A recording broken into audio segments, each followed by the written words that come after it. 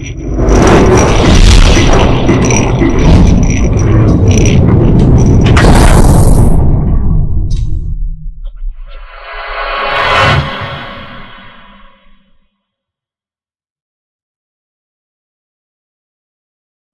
सोचमा तपाईलाई स्वागत छ।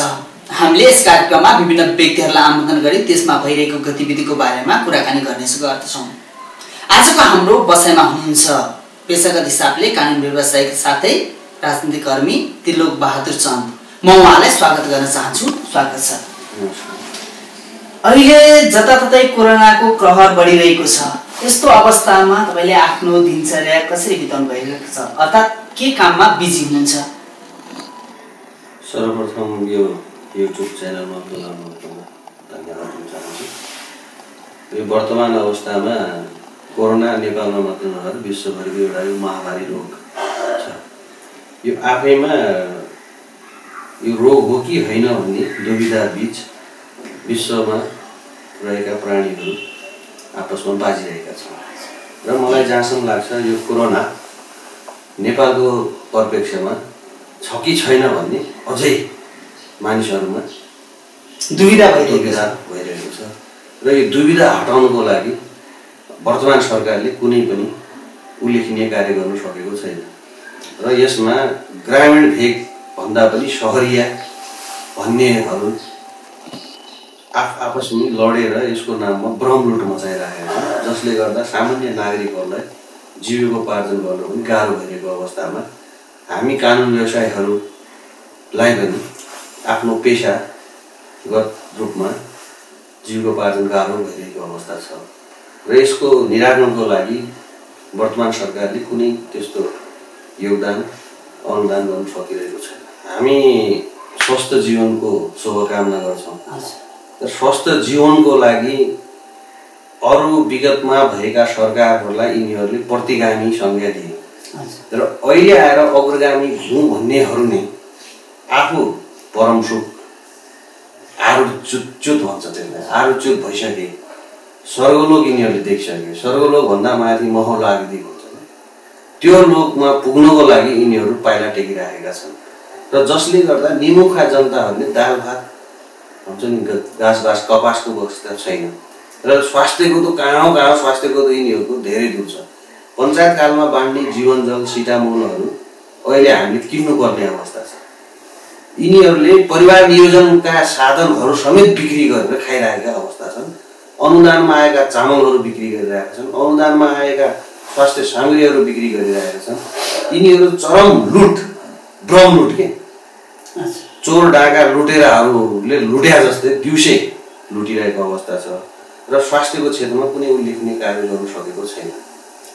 अहिले तत्कालको सरकारले कुनै पनि ठाउँमा प्रभावकारी रूपमा कामहरू गर्न सकिरहेको छैन। अब यसको विकल्प चाहिँ के हुन सक्छ त? अब यसको विकल्प तत्कालको लागि जनताहरूको विद्रोह नै हो र यहाँ जनताहरू हाम्रो हिजो अस्ति मात्रै जन्मदिन बनायो लोह पुरुष गणेश मान्छेले भनेको छ र त्यो मलाई अहिलेसम्म चित्त बुझ्दैन लाग्छ। नेपालका पढे लेखेका युवाहरू भनेका असली काम लाग्ने दास हुन्। जनताहरू भनेका हामी जनता जो छौँ, हामीहरू भनेका भेडा। कसैले लहलहमै लाग्यो भने हामी एउटै तलमा आम फाल्न तयार छौँ र जनविद्रोह गर्न सक्ने क्षमता, त्यसको वैकल्पिक शक्ति अहिले आएको छैन र अहिले जनमानसमा यसको विकल्प के हो भन्ने कुरा पनि खोज तलास भइरहेको छ। जसरी हामीले यो सोच कार्यक्रम छौँ, हामीले नकारात्मक कुरालाई पनि सकारात्मक सोच लिएर अगाडि बढ्यौँ भने त्यसको पोजिटिभ अर्थ रहन्छ र हामी अहिले यो 2/3 सरकारप्रति यसले कुनै पनि विकास निर्माणका कुरा त छोडिदिनुहोस्, रेल, पानी जहाज, घर घरमा ग्यास यी भनेका सपना बनाइसके, मिथ्या सपना देखाएर स्तूलमा बाँचिरहेका छन्। यिनीहरू त पदार्थलाई लिएर राजनीति गरेका मान्छे हो। यिनीहरू सर्व आहारा हेर्नु अहिले सर्व आहारामा पुगिसके। कुनै क्षेत्र यस्तो छैन कि जहाँ चित्त बुझोस्। यो स्वास्थ्य क्षेत्र त झन् यहाँ क्रान्तिकारी हो भन्नेहरू नै अब भनौँ न एउटा किटको मूल्य सेनाले किन्दा एउटा हुन्छ, विभागले किन्दा एउटा हुन्छ, व्यक्तिले पसलहरूमा बेच्दा एउटा भइरहेछ। सरकारको नियमन गर्ने क्षेत्र कहीँ छैन। आफै घुस्या भइसकेपछि कसले भन्ने? रक्षा गर्ने कोही छैन, प्रतिरक्षा गर्ने पनि कोही छैन। यो संविधान नै कस्तो कस्तो छ क्या, न विपक्षीको भूमिका छ न पक्षको भूमिका छ। तपाईँ त कानुनी व्यवसायी अनि राजनीतिकहरू पनि हुन्छ, कसरी यो राजनीतिमा चाहिँ अगाडि बढ्नुभयो, कसरी पाइला चाल्नुभयो? यो विद्यार्थी राजनीति म राजनीतिमा आएँ। हाम्रो राजनीतिक स्कुलिङ भनेको त्यो बेला प्रोपर समाजसेवा नै हो। समाजसेवा गर्ने, अर्कोको भलाइ गर्ने, त्यसबाट धर्म पाइन्छ, राष्ट्र र जनताहरूको सेवा गर्नु पाइन्छ भन्ने हिसाबमा हाम्रो स्कुलिङ त्यो भयो। र हाम्रो स्कुलिङ हुँदाखेरि म इन्डियामा जन्मेको, इन्डियाबाट नै आएको र त्यो बेला गान्धी, महात्मा गान्धीका लेखहरू, पुस्तकहरू पढेर अध्ययन गरेर उसलाई भइयो। पछि इन्दिरा गान्धीको उसबाट त्यो भयो। अनि पछि हाम्रो बैतडीमा आइसकेपछि त्यहाँको राजनीतिक माहौल, अब प्रजातन्त्रको लागि लड्ने महान वीर शहीद दशरथ जन्मभयो, उहाँको प्रेरणा। अनि त्यस पछाडि द्वारिका देवी ठकुरानीको एउटा त्यो बेला विश्वमै महिला क्रान्ति नभएको बेलामा एउटा महिला आवाज होइन। त्यस पछाडि हाम्रो पूर्व प्रधानमन्त्री लोकेन्द्रबहादुर चन्दको सङ्गतले गर्दा म राजनीतितिर ढकिलिएको र राजनीतिक पेसा नेपालमा चाहिँ यो व्यवसायिक व्यापार त्यसको विरुद्धमा आवाज उठाउनुपर्छ भनेर हामी लाग्यौँ। विद्यार्थी कालदेखि नै हामी त्यसको विरुद्धमा लाग्यौँ। त्यस बेलाका ठुल्ठुला विद्यार्थी सङ्गठन बनाउँदा हामीले विद्यार्थीको नाममा चरम लुट गर्ने एउटा त्यो सानो भ्रष्टाचारको आखडा सोबिउ बनाएको थियो। त्यो सोबिउलाई यिनीहरूले राजनीतिक पेसाकर्मी बनाए। त्यहाँबाट यो विद्यार्थीहरूको हक हितमा आउने फन्डहरू नित व्यक्तिहरूले आफ्नो स्वार्थमा लागेर कमाइ खाने भनेर बनाए र नितान्त व्यक्तिगत रूपमा अगाडि बढेर विद्यार्थीको नाममा कुनै उल्लेख्ने काम गर्न सकेन।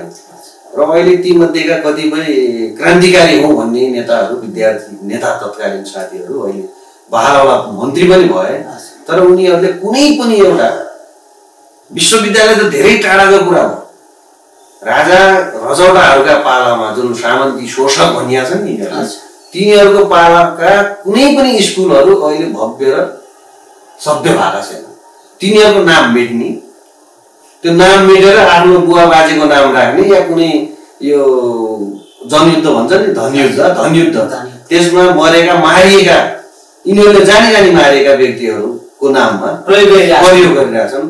त्यो अन्तर्गत अहिले खनाल फाउन्डेसन छन्, भण्डारी फाउन्डेसन छन्, भोलि ओली फाउन्डेसन होला होइन, भोलि बाबुराम फाउन्डेसन होला। यी तमाम यस्ता यो कुतत्त्वहरू निस्के के यिनीहरूको नाममा ब्रह्मलुट भइरहेका छन्।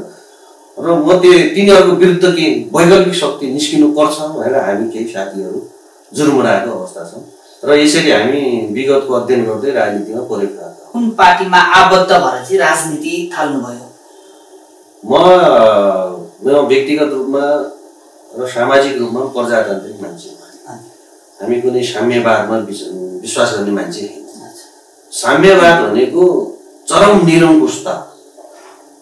त्यो यति चरम निरङ्कुशता हो कि जसरी अहिले वर्तमान सरकारका हाम्रा प्रधानमन्त्रीजी खड्ग प्रसाद ओलीजी हुनुहुन्छ, उहाँ नितान्त एउटा इङ्ग्लिस शब्द छ ओलिगार्की, त्यसलाई ओलिग्रेसी पनि भनिन्छ। नीति पार्टीभित्र पनि आफू गुटको पनि भित्री गुटलाई मात्र पालन पोषण गर्ने र त्यो पालन पोषण गर्नको लागि राज्यका हरेक शक्तिहरू, राज्यका संयन्त्रहरू आफ्नो अधीनमा राखेर ब्रह्मलुट मचाउने। त्यसको ज्वलन्त उदाहरण हो मल्लकाण्ड, प्लेन काण्ड, हवाई जहाज काण्ड, रेल काण्ड, घर घरमा ग्यास काण्ड। यस्ता उदाहरण हजारौं उदाहरण छन्। तैपनि हामी नेपाली जनताहरू सहेर बसेका छौँ। किन सहेर बसेका छौँ? नेपाली जनताहरूले 2 तिहाई दिएको सरकार हो, यसले के गर्छ भन्ने आशा छ। तर अहिले त्यो भित्रका जति पनि संयन्त्रहरू छन् ती ओली गाग्रीको नीतिको। अब ओली गाग्री अहिले ठ्याक्कै ओलिभर क्रमवेल ओलिभर भन्ने एकचोटि प्रधानमन्त्री भएका थिए बेलायतमा, तिनको जस्तो निरङ्कुशता अपनाउने अहिले ओलीगिरी भइसक्यो। त्यो कुरा उहाँहरूको सचिवालय मिटिङमा प्रचण्डजीले चढाएको बिन्ती पत्रबाट पनि स्पष्ट भइसकेको छ कति अहमता, कति निरङ्कुशतावादी सोच रहेछ। यो सोच कार्यक्रमबाट यो उहाँहरूको सोच परिवर्तन होस् पुरो पब्लिकको काम होस् भन्ने उनले सोच विचार राखेको छ। विद्यार्थी जीवनदेखि राजनीतिमा हुमिनु भएको अहिले अब वर्तमान समयमा केमा व्यस्त हुनुहुन्छ? म अहिले यो नेपालको राजनीतिक माहौल हेर्दाखेरि लोभी, पापी र दरिद्र मानसिकताका व्यक्तिहरू अहिले राजनीतिमा प्रवेश गरेको हुनाले राजनीति ठेका व्यवसाय भइसक्यो। अहिले त कमाइ खाने भाँडाको रूपमा हेरेको छ राजनीतिलाई। नितान्त के अहिले लुटेराहरूको वर्चस्व भएको अवस्थामा विशुद्ध राजनीतिक कर्मीहरू भेटिँदैन। हिजो महाकाली बेच्नेहरू, कोशी गण्डकी बेच्नेहरू, दरबारको के भन्छ नि अलि नराम्रो शब्द त्यो काट्टो खानेहरू र दरबारबाट पालिएका र 12 बुँदे सम्झौताबाट पालिएका भिजिलान्ते राजनीतिक खेतालाहरूले राजनीति गरेको अवस्था हो। र यो अवस्थामा युवाहरूको भविष्य पनि म देख्दिनँ र नेपाल राष्ट्र रहने कि नरहने भन्ने अवस्थासम्म हिजोका अग्रगामी भन्नेहरू जो अहिले कुनै मधेसीको नाममा टेकिरहेछन्, कुनैले जनजातिको नाममा खाइरहेका छन्, यिनीहरूले अहिले आफ्नो पारिवारिकवाद लिएर एउटा सामन्ती सोचको साथ नवसामन्तीको रूपमा उदाइएका हस्तीहरू हुन्छन् र यिनीहरूले एउटा नेपाललाई राजनीतिक क्रीडास्थल बनाएका छन् र विदेशीहरूलाई न्युम्तो दिएका छन् र यो न्युम्तोमा कतिखेर देश खाल्डोमा पर्छ यिनीहरूलाई थाहा छ र जनताले यो कुरा बुझिराखेका छैनन्। बुझे पनि अबुझ भएर बसेको अवस्था छ र यसलाई एउटा शक्ति चाहिन्छ, यो वैकल्पिक शक्ति निर्माण भइराखेको अवस्था छ।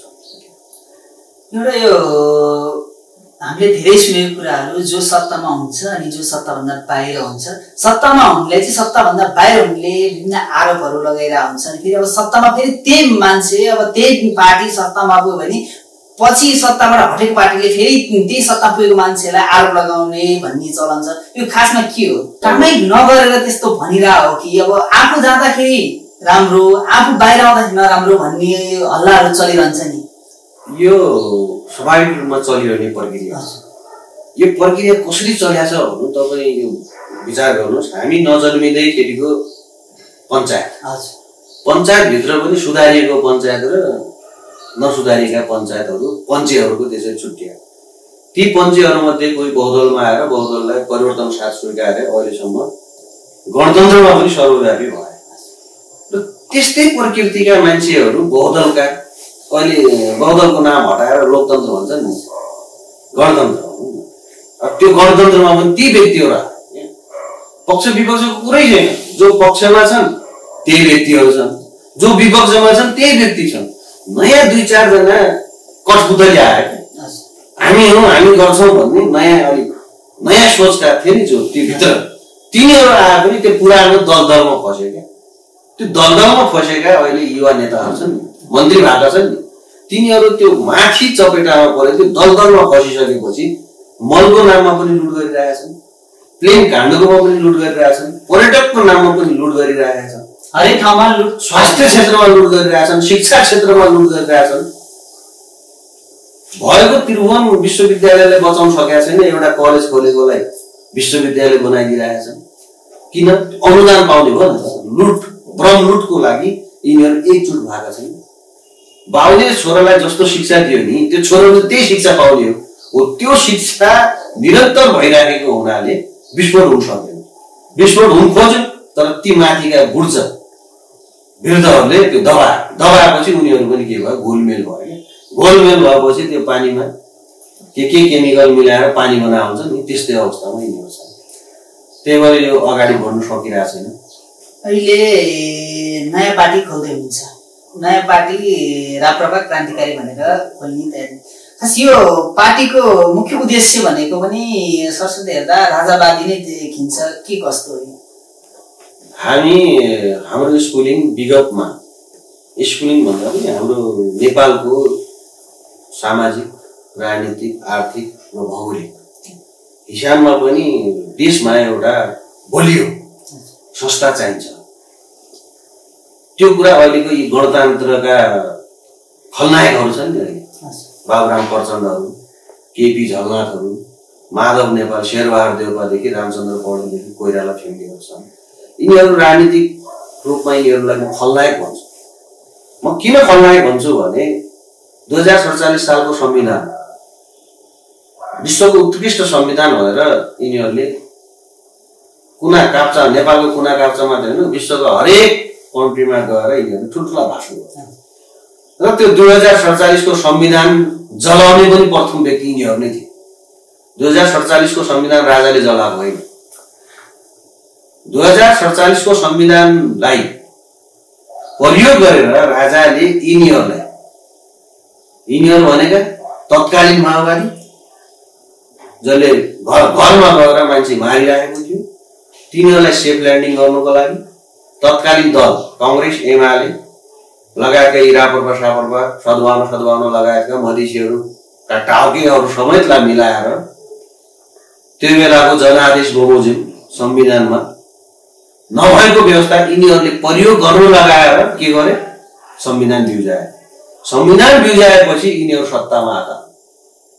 सत्तामा आएपछि त्यही संविधानले राजालाई समाप्त गरे। इगो, त्यो राजनीतिक जनताको माग थिएन राजा फाल्नुपर्छ, धर्म फाल्नुपर्छ। आन्दोलनमा हुमिन त जनता नै थिए नि, हुमिएका थिए। जनतालाई यसरी उचालिएको थियो कि अब तिमीहरू भनेको यो देशका नायक हो, अब तिमीहरू घाँस बाँस कपासको व्यवस्था हुन्छ, तिमीहरूले फ्रीमा पढ्न पाउँछौ, तिमीहरूलाई फ्रीमा उपचार हुन्छ, जसको घर छैन घर बनाइन्छ, रुकुम रोल्पामा हेलिकप्टरबाट बिउ छरिन्छ, नेपालमा पानी जहाज चलिन्छ, घर घरमा ग्यासबाट बत्ती आउँछ, तिमीहरू खाना पकाउनु पर्दैन, अब तिमीहरूको घरभित्रै खाना आउँछ, तिमीहरू खान्छौ भनेर यसै यिनीहरूलाई रटाएको थियो। त्यो सुगालाई रटाए जस्तै सुगा रटाइ गराएको थियो। त्यसका प्रथम नायक भनेका प्रचण्ड बाबुराम र यी सहनायक भनेका केपी ओली लगायतका अहिलेका जो 3 तिहाई सरकारका छन् र देउबा लगायतका यिनीहरूको कांग्रेसी गुट एउटा थियो। त्यो यो गुट विदेशीले पालेर राखेको थियो जसले दरबारका केही नायकहरू राजाका वरिपरि घुम्ने चाटुकाराहरूलाई समेत हातमा लिएर के गरेका थिए त नेपालको राजनीतिको बागडोर सम्हालेका थिए। त्यो सम्हालिएको अवस्थामा तत्कालीन दरबार हत्याकाण्ड घटाइयो। जसरी मदन भण्डारीको अवस्था गऱ्यो त्यही अवस्थामा दरबारको घटाइयो। त्यसको दोष सारा दोष कसलाई दियो त? राजा ज्ञानेन्द्रलाई दियो, राजा ज्ञानेन्द्रका छोरा पारस सरकारलाई दियो। त्यो दोषको यिनीहरूले अहिलेसम्म दोषी नै भन्दा यो दोष गरेको भए यिनीहरू के हेर्नु बसेका छन्? एउटा मदन भण्डारीको हत्या र पत्ता लगाउन नसक्ने ओली सरकारले कतिजना मरे मदन भण्डारीको नाममा? पछि कति आन्दोलन भयो? कहाँ गयो त मदन भण्डारीको हत्या? उहाँको धर्मपत्नीले हाम्रो राष्ट्रपति हुनुहुन्छ, महामहिम राष्ट्रपति होइन। होलीको नेतृत्वमा कमिटी गठन भएको थियो। त्यो कमिटीको कागजातहरू कहाँ हराए? अब अहिले ज्ञानेन्द्र राजा दरबार हत्याकाण्डका प्रमुख पात्र हुन् भनेर नेपाली जनताहरूलाई गुमराहमा राखेर अवैध धन्दा चलाइरहेको छ। सत्तामा बसेर अवैध धन्दा छ। हिजो पञ्चायतमा टेबल मुनिबाट खान्थे, अहिले टेबल माथिबाट खाएर हिजो विगत एउटा 70 करोडमा मुछिएका मन्त्री छन् होइन। किट किन्दाखेरि स्वास्थ्य मन्त्री मुछिएका छन्, न्यायाधीश बनाउने रूपमा कानुन मन्त्री मुछिएका छन्। अब ओली महाराजको त कुरै नगर्नु। उहाँका कुनै पनि कुरा 48 सालदेखि अहिलेसम्म बोलिएका कुराहरू तपाईँ एउटा मात्र मलाई देखाउनुहोस्। ओलीको सरकार, एमालेको सरकार, कांग्रेसको सरकार, अहिलेसम्मको यो 30 वर्षका सरकारले पञ्चायतका 30 वटा उद्योग त बेचे। कुनै पनि एउटा उल्लेखनीय कार्य गरेको तपाईँ देखाउनुहोस्। कहीँ छैन क्या। त्यसकारण यो वैकल्पिक शक्ति निर्माणको पक्षमा हामीहरू लाग्यौँ र हामीहरू अहिले सामान्य अवस्थामा हामी अहिले गइरहेका छौँ। यो निरन्तर हाम्रो प्रयास छ। हामी यो अबको 10 वर्षभित्र नेपालको राजकीय शक्ति, नेपालको नक्सा नै परिवर्तन गर्ने, नेपालमा बस्ने जति पनि युवाहरू छन् नि नेपालमा नै बस्ने हिसाबमा नयाँ परिवर्तन, नयाँ सोचका साथ हामी अगाडि बढिरहेका छौँ। त्यो नयाँ सोच के हो भने अबको अवस्थामा नेपालमा हेड अफ द स्टेट राज संस्थाको रूपमा निर्वाचित राज संस्था हुनुपर्छ। त्यो राज संस्था संवैधानिक 47 को संविधान बमोजिम पनि होइन, अहिलेको गणतन्त्र पनि होइन। हजारौं राजा पाल्नु भन्दा एउटा राज संस्थाको उत्तराधिकारी पाल्नु नेपालको हकमा बेस हुन्छ र यसले एउटा राजनीतिक दूरी र राजनीतिक स्थिरता कायम गर्छ र अटल रूपमा नेपालमा कहिले पनि शान्ति अमन चाहिँ खलल हुँदैन भन्ने हिसाबमा हामी चाहिँ परिवर्तन त्यत्रो आन्दोलन गरेर जुन राज संस्था हटाइयो नेपालबाट फेरि पनि त्यो राज संस्था आएर चाहिँ देशको विकास हुन्छ देश समृद्ध हुन्छ भन्ने के सम्भव हुन्छ र? असम्भव भन्ने कुरा त केही छैन नि। असम्भव भन्ने कुरा त केही छैन राजनीतिमा। मैले हिजो पढेको स्कुलमा कसैले महेन्द्रमाला भने, कसैले वीरेन्द्रमाला भने, कसैले पञ्चायतमाला, त्यही बाबुराम भट्टराईहरू पनि त्यही स्कुलबाट पढेर आएका छन्। र बाबुराम भट्टराई आफू प्राइम मिनिस्टर भइसकेपछि कुनै पनि एउटा स्कुल खोलेको देखाउन सक्नुहुन्छ? हिजो 6-7 मा पढ्ने बच्चाहरूलाई उनीहरूले बन्दुक बोकाएर हिँड्ने यो बुर्जुवा शिक्षा भने उनले त्यो पिएचडी को डाक्टरको सर्टिफिकेट फाल्न सके। अहिले पनि डाक्टर बाबुराम भट्टराईहरूले त्यही सर्टिफिकेट बजाएर खाइरहेका छन्। प्रचण्डजीले पनि त्यही सर्टिफिकेट बजाएर खाइरहेका छन्। केपी ओली महाराजले पनि त्यही सर्टिफिकेट बजाएर खाइरहेका छन्। तिनका अरूका त अवैध सन्ततिहरूको कुरै नभन्नुहोस्। त्रिभुवन विश्वविद्यालयमा भएको राजनीतिक जो नियुक्तिहरू छन् नि त्यो आफ्नो पारिवारिक भण्डारमा राखेका छन्। स्कुलको सही प्रोफेसरहरूले पाउनु पाएका छन्।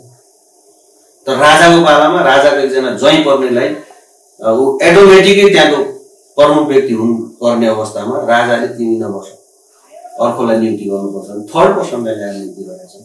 यिनीहरूले त अहिले हरेक क्षेत्रमा आफ्ना नातेदार आफ्नै व्यक्तिहरूलाई मात्र नातेदार हुनु न सकेसम्म आफ्ना नातेदार भएन भने गर्लफ्रेन्डलाई पनि ल्याएर नियुक्ति गरे, भएन भने भाडामाझी ल्याएर पनि नियुक्ति गरे। पञ्चायतमा देखाउनु ल पञ्चायतमा फलानालाई नियुक्ति गरेको भन्ने देखाउनु। अहिले मधेसको नाममा यिनीहरूले कसरी ब्रह्मलुट गरेका छन्। मधेसी नेता भनेका छन्, आफू प्रमुख बसेर भनेका छन्। सीमित ब्राह्मणहरूले हामी जान्ने भनेर अब नेवार राज्य भनेका छ ब्राह्मण प्रमुख छ, जनजाति भनेका छन् ब्राह्मण प्रमुख छ, दलित भनेका छ ब्राह्मण प्रमुख छ, थारू जनजाति भनेका छ ब्राह्मण प्रमुख छ हैन। अब ठगुरी निमुखा ब्राह्मण निमुखा ठगुरीहरूलाई सामन्ती शोषण भनिदिएको छ। ल हेर्नुहोस् त विडम्बना के।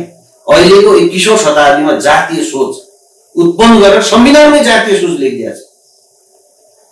मानव दुईटा प्राणी हो, दुईटा जात हो, स्त्री र पुरुष।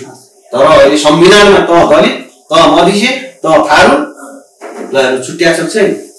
अनि संविधानमै भएको व्यवस्था कसैले बोल्यो भने विरोध हुन्छ। यस्तो अवस्था छ। त्यसैको लागि अबको शक्ति वैकल्पिक शक्ति हो, नयाँ सोच, सकारात्मक सोच। नकारात्मक कुरालाई पनि सकारात्मक रूपमा लियो भने त्यसले पोजिटिभ सकारात्मक सोच बनाउँछ। राज संस्था आउनुपर्छ भनेर जुन पार्टी खोल्न लाग्नु भएको छ, धेरै पार्टीहरू छन् जसले अब राज संस्था चाहिन्छ भनेर आवाजहरू उठाइरहेको छ। राप्रपा नेपाल भयो, राष्ट्रवाद नेपाल, धेरै छ। यो धेरै पार्टीहरू हुँदा चाहिँ राज संस्था आउने हो र? यसो हो कि राज संस्था आउनु नआउनु पछिका कुरा। आफ्नो सोच शुभ सोच हुन्छ नि, शुभ साइडमा हिँड्दै गयो भने पक्कै त्यो लक्ष्यमा पुगिन्छ। अहिलेको गणतन्त्र आउँछ भनेर सत्तासीन भएका हाम्रा प्रधानमन्त्रीलाई थाहा थियो, प्रचण्डजीले थाहा थियो, बाबुरामलाई थाहा थियो। यिनीहरू त राजाको सरकार हुँदाखेरि बाटामा बसेर सीमित किलोमिटरमा बसेका थिए। पछि यिनीहरूको दाता भनौँ न भारतीय विस्तारवाद भन्थे यिनीहरू, खुब नारा उल्लार्ने। त्यही भारतीय विस्तारवादको शरणमा गएर 12 बुँदे सम्झौता गरेर आएका होइन। नेपालमा सुनौली सन्धि भन्दा पछि सबैभन्दा डरलाग्दो सन्धि भनेको 12 बुँदे सम्झौता। जति धेरै पार्टीहरू खोल्यो त्यति नै अब देशलाई भार पर्ने, जनतालाई भार पर्ने हुँदैन र? त्यो भन्न खोजेको हो। किनभने अब यहाँ राजा आऊ देश बचाऊ भनेर त धेरै संगठनहरू पार्टीहरू छन्। अब तिनै पार्टीहरूसँग सहकारी गरेर अगाडि बढ्न सकिँदैन र? यस्तो हो कि राजनीतिकमा आफ्नो सोच अनुसार हिँड्छ। कसैले राजा ज्ञानेन्द्र चाहला, कसैले राजा पारस बनाउन खोज्लान्, कसैले वीरेन्द्र सरकारको छोराछोरीलाई ल्याउन खोज्लान्, कसैले के। तर हामी चाहिँ के छ न, विशुद्ध एउटा राज संस्था जो नेपाली जनताबाट चुनियोस्। जसरी अहिले मलेसियामा छ नि, प्रत्येक 2-2 वर्षमा 5 वटा राजाको निर्वाचन हुन्छ। त्यहाँका राजा साइकल चढ्छन्, हाम्रा राजा ज्ञानेन्द्र फुलमाला लिएर रोडमा हिँड्छन्। नेपालका सार्वभौम सत्ता सम्पन्न नेपाली जनताका मालिक बनेकाहरू अहिले 3 लाखका घर लिएका छन् हैन। 1.5 करोडको हेलिकप्टर चढेका छन्, त्यो 1.5 अरबका 3-3 करोडको गाडी चढेका छन्। कुनै जनताले चढेको देख्नु? हिजो चप्पल छापहरू हाम्रै अगाडि चप्पलमा क्यान्टिनमा चिया खान नसक्नेहरू अरबौंका मालिक हुन्छ। तिनीहरूको सम्पत्तिको स्रोत के हो? कुनै जनताले खोजे? किन? जनता त त्यही दास छ नि त, पढे लेखेका पनि त्यही दास छ, 2-4 रोटी खान्छ, लोभ लालचले त्यही फसेका छन्। तर वास्तविक जनता त कहिले विद्रोह गर्न सक्दैन। हिजो 46 मा भएको आन्दोलन पनि निर्देशित थियो, गणतन्त्रमा आउने तत्कालीन आन्दोलन पनि निर्देशित थियो। स्वतन्त्र आन्दोलन कहीँ भएको छैन। जसरी ग्रेट ब्रिटेनमा 20 वर्ष पछाडि जनताहरू आएका हुन् नि त रोडमा, कुनै नेताले लगाएका जनता थिएन। यहाँ त पालित पोषित पब्लिक आए, त्यसलाई जनता भन्छ। त्यो जनता होइन नि, त्यो त दास हुन्, नौकर हुन्। नौकरको त आफ्नो स्वतन्त्रता छ, दासको स्वतन्त्रता हुँदैन। त्यही दासहरूले जन्मिएको यो बहुदल हो, त्यही दासहरूले ल्याएको यो गणतन्त्र हो, जसमा यिनीहरू रमाइरहे। वास्तविक जनताले त कहिले आफ्नो हक अधिकारै पाएनन् नि। त्यो संविधानमा लेखिदियो। खै मलाई अहिले कोरोना भयो भने मैले उपचार गर्न पाउँछु? अहिलेको सरकारले के भन्छ? तिमीहरू आफ्नो उपचार आफै गरेर मरे मर, बाँचे बाँच। 6 महिनासम्म प्रधानमन्त्री बेड रेस्टमा बस्छन्, आनन्द छ। जापानको प्रधानमन्त्री 2 घण्टा बिरामी हुँदा राजीनामा दिन्छ। अनि त्यो अग्रगामी हो कि यिनीहरू अग्रगामी? राजाको पालामा, पञ्चायतको पालामा राजा बिरामी भयो भने राजाले उत्तराधिकारी थिए, राज्य सहायक घोषणा गर्ने कानुन थियो। अहिले कानुन छ? अहिले त मैले छोडिदिएँ भने मेरो पद देशै डुब्छ भनेको छ। म नै लुइस सोलोले भनेको थियो नि, म नै राज्य हुँ। अब कुनै दिन ओली महाराजले म नै राज्य हुँ भन्यो भने कसैले के गर्न सक्दैन। किन? शासन शक्ति उसको हातमा छ। लोभी पापी जमात त्यही छ, व्यापारी त्यही भरिया छ, ठेकेदार त्यही छ, भ्रष्टाचारी जति छन् त्यही छ। यो जस्तो नालायक सरकार न पञ्चायतमा थियो न बहुदलमा थियो। नैतिक पतन, भ्रष्टाचारीहरू मात्र अहिले सत्तामा बस्छ र तिनीहरूकै ठुलो कुरा छ। किन? मार्केटमा पैसा बिगिरहेछ। जब पैसाको राजनीति हुन्छ त्यहाँ वास्तविक राजनीति सक्दैन। र त्यसैको वैकल्पिक शक्तिको खोजमा हामी छौँ। त्यो वैकल्पिक शक्ति भनेकै अब वैदिक सनातन राष्ट्र, वेद र विज्ञान, 12 बुँदे सम्झौता खारिज गर्नको लागि कसरी लागेको छ। र हामी अहिले सानो रूपमा भए पनि आगो त बाल्दाखेरि सानै हुन्छ नि, तर त्यो जल्यो भने खरानी बनाउँछ। अहिले हाम्रा ओली सरकारका प्रमुख, यो ओली सरकार मात्रै हो, यो अहिलेको सरकार नेकपाको सरकार होइन, यो 2/3 सरकार होइन, यो ओली जागरी ओली ग्रेसीको सरकार हो। नितान्त आफ्नो पारिवारिक जमघट चढाएर बसेको सरकार हो। यसको विरुद्धमा नेकपा भित्रैका मान्छेहरू लागिरहेका छन्। एउटा अध्यक्ष बिन्ती पत्र हाल्छन्, अर्को अध्यक्ष म गर्दिनँ भन्छ, बिन्ती पत्र सर्दै जान्छ। पहिला राजाकोमा बिन्ती पत्र हाल्थे नि, राजाका आउरे बाउरे भरटीहरूले सरकार भनेर घुँडा टेकेर जान्थे नि, त्यही घुँडा टेक्नेहरूले सत्ता राज संस्था खारेज गरेको। देश विकास हुनको समृद्ध हुनको लागि राज संस्था भन्दा पनि जो युवाहरू हुन्छ, जो युवा शक्तिको हातमा देश दिँदा चाहिँ के विकास हुँदैन। राज संस्था नै हाम्रो खोजेर विकास हुनलाई। जो अहिलेका युवाहरू छन्, युवाहरूले पनि गर्न नसक्ने भन्ने हुँदैन। जो सत्तामा हुन्छ उहाँहरू जस एउटा लिमिट उमेरमा पुगिसक्नु भयो, उहाँहरूको त्यति क्रिएटिभ माइन्डहरू हुँदैन हुन्छ। जो अहिलेका युवाहरूलाई दिँदा चाहिँ के देश बन्दैन र देश बनाउनको लागि उनीहरूको हातमा दिँदाखेरि के हुन्छ? यस्तो छ, विगतमा जति पनि आन्दोलन भयो नि, सबैभन्दा ठुलो योगदान भनेको विद्यार्थी र युवाहरू मात्रै छ। म अघि पनि भने युवा र विद्यार्थीहरू, त्यो बेलाका युवा र विद्यार्थीहरू माथि बुर्जुवा वर्ग छ नि, त्यो बुर्जुवा वर्गको दास भएर बस्यो क्या।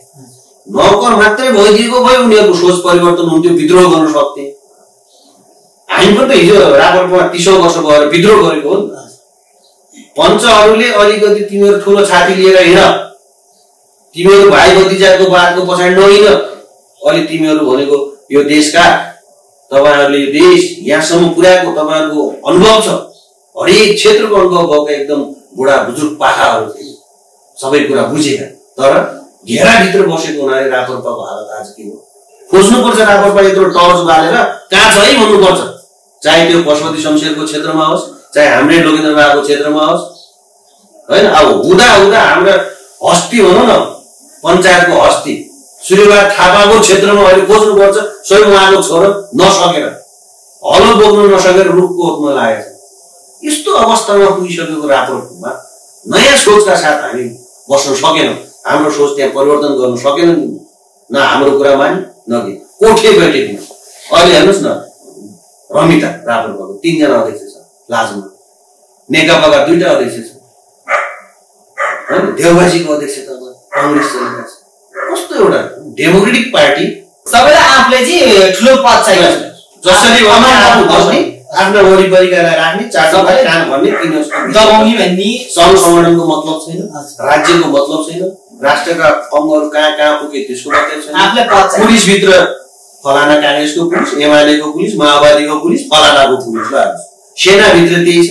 निजामती कर्मचारीको त कुरै छोडिदिनुहोस्, राजनीतिले 48 साल यता त निजामती कर्मचारी त ट्रेड युनियनको त्यो जङ्गट हुने ठाउँ हैन, कांग्रेसको संगठन, एमालेको कर्मचारी संगठन हुन्छ, कर्मचारीको त एउटा संगठन हुन्छ, हक हितको लागि लड्ने हो नि।